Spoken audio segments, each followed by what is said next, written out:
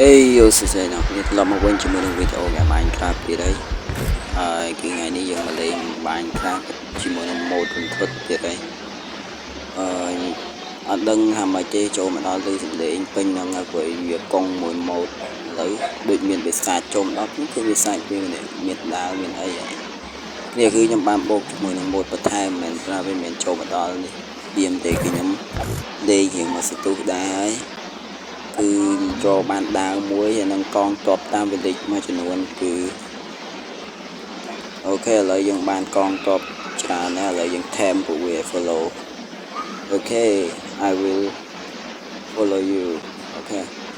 ពួកហ្នឹងគឺវាដើរតាមខ្ញុំហើយខ្ញុំចុចវាមួយមក play ទៅវាដើរតាមហើយថ្ងៃនេះចង់ដាក់ mode នេះបានគឺអាចដាក់បានគឺខ្ញុំមានឆាតមក Telegram ឬក៏ Discord ខ្ញុំដាក់ក៏បានដែរនេះឥឡូវវាតាមខ្ញុំហើយអូខេគឺថ្ងៃនេះគឺយើងចូលកងទ័ពទាំងអស់នេះដើម្បីទៅប្រយុទ្ធជាមួយនឹងបិសាច Man Fox នេះគឺជាបិសាចដែលវាចេញនៅពេលយប់អ្នកគ្នាព្រោះវាខូខើខ្លាំងមែនហើយបិសាចនេះគឺឃើញគ្នាយើង content creator ឬក៏ YouTuber មួយចំនួនគឺលេងហើយ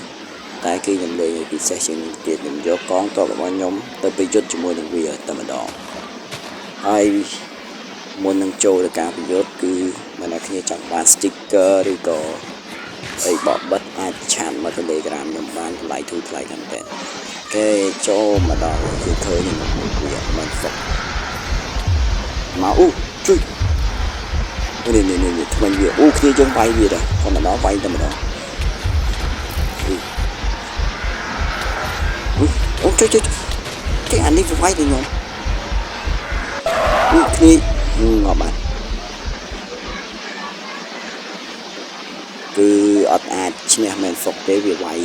20អ្នកវាវាយតែម្នាក់ហ្នឹងឥឡូវខ្ញុំបីទៅដល់ណានេះស្អីអូអ្នកគ្នាវានៅនេះអ្នកគ្នាអូជួបវានៅនេះអូជួយ what the fuck ងាប់បាត់ខ្ញុំទៅមានតែមិន subscribe ផង